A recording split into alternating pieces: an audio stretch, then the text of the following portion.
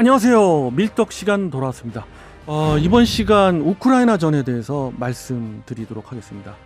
지금 우크라이나전이 크게 이제 남부전선과 동부전선으로 나누어 보면은 혹자들은 중부전선까지 이야기합니다만은 가장 쉽게 남부전선 쪽 그리고 동부전선 쪽으로 나누어 보면은 동부전선 쪽에는 바흐무트가 가장 지금 치열한 격전지고요. 예. 거기에 이제 주요 요충지를 탈환을 했다고 표현하겠습니다. 그 우크라이나가 탈환을 했는데 이 부분에 대해서 서방, 특히 이제 미국에 대해서는 아주 예전부터 비판을 좀 했죠. 여기에 너무 우크라이나가 집착하지 말고 여기서는 어느 적당한 방어나 또는 이제 2선급 부대를 배치시키고 예. 남부 전선에 주력을 해라라는 게 미군 쪽의 어떤 제언이었죠. 주요 전략적 요충지가 아니라고 판단했었잖아요, 그때. 그렇습니다. 사실은 바흐무트는 군사적으로 볼 때는 군사 지도를 보면은 예. 요충지인지 아닌지 알 수가 있잖아요. 교통의 사통 발달 지역이랄지 또는 군수 보급 지역이랄지 이런 데가 가장 중요하잖아요. 근데 예. 그런 측면에서 바흐무트는 중요도가 많이 떨어지는데 왜 여기에 엄청난 사상자를 갈아 넣으면서 특히 러시아도 이해가 안 가는 부분이죠. 잠깐 사상자 부분에 대해서 요즘 얘기가 많이 나오는데 말씀을 좀 드리면은 러시아 정부 자료로 확인한 것만 거의 한 23만 명이에요. 예. 지금 우크라이나가 공식적으로 본인들이 이야기한 게 27만 명인 거고요. 예. 그 4만 명 차이가 나는데 제가 볼 때는 그 4만 명은 우크라이나 쪽도 사실 그 팩트에 가까운 그런 정보라고 저는 판단합니다. 왜냐하면 러시아 정부의 23만 명 공식 발표를 하면서 실종된 사람들은 포함을 안 시켰거든요. 사망이 확인된, 그러니까 시신이 확인된 그런 거의 확실한 사람만. 그렇죠. 그런 병력만 예. 23만 명인 거예요. 만 명 단위로 봤을 때. 이게 우리가 이런 얘기를 하지만 진짜 어마어마한 사망자죠. 21세기에 아무리 정부 또는 그 나라 국가 정책 모든 것이 국익 우선이고 예. 이런다지만은 이거 제국주의도 아니고 이런 병력들을 갈아 넣는다는 거. 우크라이나도 마찬가지예요. 그런 측면에서 우크라이나도 그거의 3분의 2 수준의 그런 사상자가 났어요. 그러니까 이 전쟁 진짜 정말 빨리 종전 휴전 돼야 됩니다. 네. 그렇게 보고 있고요. 또 영국이나 프랑스 같은 경우 나토에서는 이거보다 더 사망자를 추정하기도 하죠. 40만 명까지 이야기를 예. 하는데 그 부분은 좀 확인이 아직 안 된 그런 부분이고 23만에서 27만은 확실하다라고 볼 수가 있습니다. 근데 이렇게 많이 사상자가 나는 게 많은 부분 이 바흐무트 쪽에서 아주 그냥 갈아놓고 있어요. 양측의 병력들을. 진전은 없으면서 큰 진전은 없으면서 소모전만. 그렇죠. 중요도도 떨어지는데 계속해서 양군이 부딪히고 있다. 예. 그러면서 조금은 유리한 위치를 선점하고 있는 게 우크라이나다라고 볼 수 있고요. 남부 전선은 드디어 2차 방어선의 일부분을 뚫었어요. 우크라이나 영상 나오더라고요. 예, 뚫었는데 의미가 좀 있습니다. 바로 기갑 전력으로 뚫었다는 데 큰 의미가 있어요. 그동안에는 보병 전력을 갈아 넣었는데 이제 기갑 전력이 뚫었다는 거에서 조금은 의미가 있는 게 앞으로의 전황이 좀 희망적이다라고 예. 볼 수 있죠. 이게 우크라이나가 계속해서 지금 조금씩 야금야금 들어가는 느낌인데 러시아도 보니까 한 달 만에 대규모 공습을 했다. 이런 이야기가 있어요. 그렇죠. 러시아는 공습을 할 여력이 거의 없는데 그러니까 공습을 하고 싶으면은 계속해서 했죠. 연달아 했을 텐데 그렇게 좀 드문드문하는 이유가 사실 재고 예. 그 공습을 할 수 있는 미사일이나 재고가 거의 바닥을 드러내고 있는데 그럼에도 불구하고 공습을 할 수밖에 없는 이유가 바로 우크라이나의 흑해함대에 대한 공격이에요. 예. 크림반도를 공격을 했으니까 그거에 대한 반응을 해야 되고 예. 그래서 러시아도 후방을 때리거나 오데사 지역을 때리는 건데 문제는 중요한 지역을 때린다기보다는 산업시설이나 민간인들 아직도 그 민간인들 밀집 지역을 의미를 두고 때리는 것 같아요. 그냥 공포심을 심어주기 그렇습니다. 위해서. 근데 이것이 여직거정의 전사에서 그렇게 영향을 발휘하지 않음에도 불구하고 이렇게 결정을 하는 것을 저는 도대체 이해를 못 하겠어요. 되려 우크라이나가 그런 부분에 있어서는 공습을 꽤 잘하는 것 같은데 최근에 그런 기사가 보였거든요. 러시아 흑해함대 사령부에 대한 우크라이나군의 대규모 공습으로 피격된 잠수함의 모습이 공개됐다. 네. 예, 이게 러시아 잠수함이 적군에 의해 피격된 것은 2차 세계대전 이후 처음이라고 하는데 킬로급 잠수함이었어요. 그 보니까는 로스토프 나도누? 예, 로스토프 나도누 아, 이게 온돈. 발음도 어려운데. 예, 로스토프 나도누는 뭐 지역 이름인 거고요. 예. 그리고 그 정확한 명칭은 로스토프 나도누 온돈이라는 함명을 가진 잠수함이고, 이 잠수함은 킬로급 잠수함 중에서도 그 개량형 중에서도 거의 최신형인 636.6 잠수함이에요. 이 잠수함은 사실 디젤 잠수함, 러시아 갖고 있는 디젤 잠수함 중에서는 굉장히 중요한 잠수함이고, 러시아의 함대 4개 함대와 파견대라고 해서 좀 이렇게 소규모의 함대는 아닌 그 전단급이 하나 있어서 총 이제 5개의 전단 규모로 되어 있는데, 그 중에서 흑해 함대는 잠수함들을 전부 디젤 잠수함으로 꾸려져 있어요. 예. 그 중에서 디젤 잠수함 중에서는 가장 최신형을 배치를 하는 게 특징이거든요. 그러니까 북방 함대나 발틱 함대나 태평양 함대에는 핵 추진 잠수함들을 배치하지만, 이 흑해는 그거보다는 좀 좁은 바다잖아요. 예. 그렇기 때문에 디젤 잠수함이 훨씬 효율적이라서 그들의 디젤 잠수함 중에서 최신형을 배치하고 있는데, 그 잠수함을 오버홀하기 위해서 점검 좀 하고 그렇죠. 그러려고 올려놓은 하는데 그 잠수함을 그대로 타격을 한 거예요. 옆구리가 빵 뚫렸어요. 네, 4군데가 뚫린 게 확인이 되더라고요. 제가 예. 사진으로는. 그 보니까 미사일을 날라온 거 보니까 스톰 섀도우. 네, 영국에서 예. 영국이 지원해준 스톰 섀도우 순항 미사일이죠. 이 정확도가 꽤 좋은가 봐요. 엄청나죠. 사정거리가 500km, 장사정에 500km가 넘는데, 예. 이런 순항 미사일을 영국이 준 데는 나름의 이유가 있는 것 같아요. 영국이 조금은 화가 난 것 같은.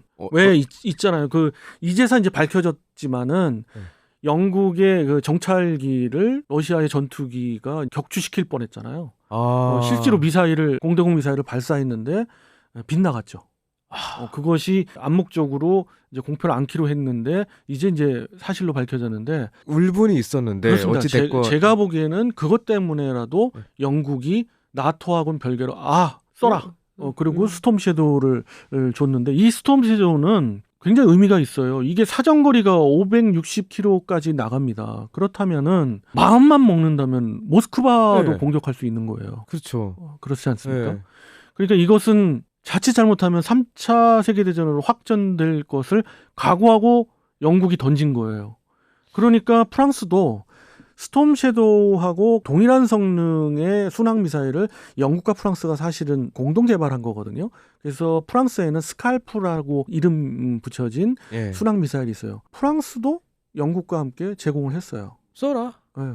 그래서 지금 몇 발을 제공했는지는 밝혀지지 않았지만은 우크라이나가 그걸 보유하고 있기 때문에 여차하면 전략적으로 중요한 지역은 타격하겠다라는 거고, 그거에 대한 타격 수단은 여러 수단이 있겠습니다만은 제가 보기에는 Su-24라는 전폭기가 있어요. 우크라이나가 가지고 있는, 물론 이제 러시아제죠.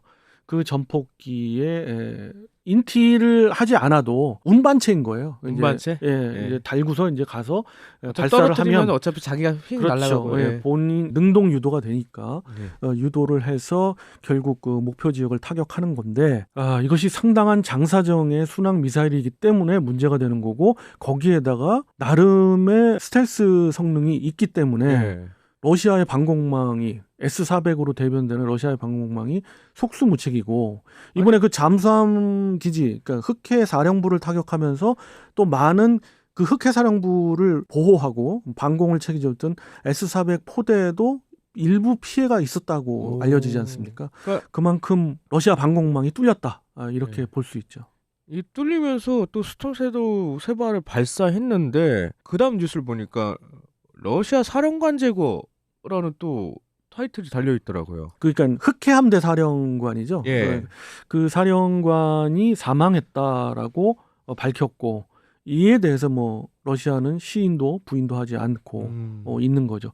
부인한다고 볼 수 있죠. 그렇지만은 제가 보기에는 사망 내지는 큰 부상을 당한 것은 확실한 것 같아요.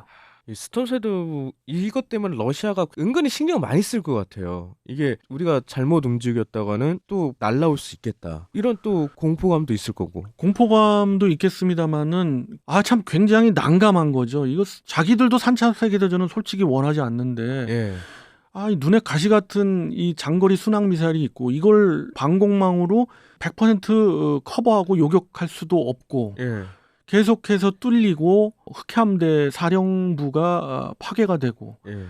크림반도 쪽에 보급 기지들이 파괴가 되면서 전략적으로도 문제가 있습니다만은 이 전술적으로 봐도 보급 기지가 하나둘 없어져 가고 있는 상황이거든요. 그 전략적으로도 구멍이 숭숭 뚫려 있는 느낌? 네, 그런 면은 있습니다. 그 그건 약한 확실하고요. 모습을 원래 그냥 안 보이고 살다가 마치 이제 조금 하나씩 들키는 그런 느낌이니까 러시아도 좀 난감하지 않을까. 뭐 러시아를 추종하시거나 또 러시아 쪽에 어떤 입장에서 이야기하시는 분들은 많아요. 또 그런 네. 분들은 러시아가 끄떡없다고 보시는데 제가 볼 때는 불안한 건 사실인 것 같습니다. 예.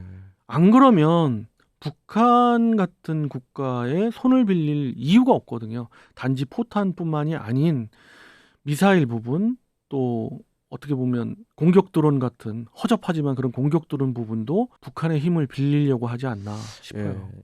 근데 이러한 가운데서 미국이 우크라이나에 소량의 에이테크스를 또 지원하겠다. 원래 지원 약속을 했죠. 예. 근데 계속 차일피일 미루다가 이제 지원을 하겠다고 공식적으로 이야기를 했고 실질 지원이 임박했다라고 평가들을 합니다. 예. 근데 이런 와중에 또 이런 기사가 있었어요. 우크라이나에 무기 좀 끊겠다. 뭔가 잘 지내고 있는 폴란드에서 갑자기 발끈했어요. 예. 예. 이게 보니까는 뭐 여러 가지 이유가 있는 것 같은데 왜 어떤 이유 때문에 그런 발언을 했을까요? 국제 정세 측면도 고려가 된 부분인데 일단 우크라이나에서 그동안 서방에서 지원해 준 거 고맙긴 한데 실질적으로 놓고 보면 그 말대로 지원한 거는 절반 수준이다라는 거예요. 그러니까 우크라이나 입장에서는 애가 타는 거죠. 빨리빨리 좀 영토는 해줬으면 수복을 좋겠네요. 해야 되겠고 예. 라스푸티차는 이제 곧 다가오고 전체적인 전황을 보면은 지지부진하고 좀 진격이 늦잖아요. 예. 그러니까 우크라이나도 초조한 거예요. 아. 그리고 왜 지원을 빨리 안 하느냐 말뿐이다. 뭐 레오파드 1을 이야기를 전 시간에 했습니다마는 레오파드 1 같은 전차는 허접해서 안 받겠다라고 얘기가 나오잖아요. 예. 그리고 온 국민들이 계속 사망하고 군인들도 사망하고 이런 그 전쟁 피해를 보고 있는 전쟁을 수행하고 있는 국가 입장에서는 오죽 그 정부는 애가 타지 않겠습니까? 그래서 좀 강하게 이야기를 한 거죠. 거기에 이제 폴란드가 나는 성심을 다해서 사실 제가 봐도 폴란드가 진심으로 지원할 수 있는 능력에 한해서는 지원을 하고 있거든요. 예. 그러니까 이제 폴란드가 발끈해서 지원 안 하겠다. 예. 약간 너무 적반하장으로 우리를 예. 대하는 거 아니냐. 이거는 제가 보기에는 정제되지 않는 언론의 어떤 발표일 수 있고요. 공식적인 발표라기보다는 다른 루트를 통한 발표 아닐까 예. 싶고요. 공식적인 채널로 폴란드 정부가 그렇게 이야기할 수는 없죠 지금. 예. 우크라이나 무너지면 그다음 폴란드인데. 그렇죠. 그렇지만 뭐 폴란드는 계속해서 K 방산 이야기를 합니다만은 대한민국 무기 체계가 들어가고 하니까 예. 아마 그렇게 쉽지는 않을 것 같습니다. 예. 뭐 이렇게 우크라이나 전 상황을 말씀드렸고요. 하루빨리 종전되고 협상을 통해서 종전이 됐으면 하는 바람 가져보면서요. 이번 시간 잠깐 제가 이 밀떡을 통해서 책을 소개해드린 적은 없는데 제가 아는 지인이기도 하고 책 자체가 그동안 우리 밀떡에서 소개했던 내용들이 많이 있어서 한번 소개해 올리고자 이 시간 좀 잠깐 소개해 드리겠습니다. 최현호 님이 지은 책인데요. 이 책에는 간략한 무기 체계 설명도 있고요. 체계적으로 국제 정세에 대한 내용도 있습니다. 그래서 그냥 술술 읽어 나가시면 좋겠고요. 특히 밀리터리 입문자 분들 있지 않습니까? 이런 분들은 참 쉽게 다가갈 수 있는 그런 책인 것 같아요. 그래서 제가 제 이름을 걸고 한번 추천해보고자 이 시간 소개해 올리겠습니다. 책 제목 다시 한번 말씀해 주세요. 책 제목은 좀 특이해요. 좀 길고 전쟁을 잇다.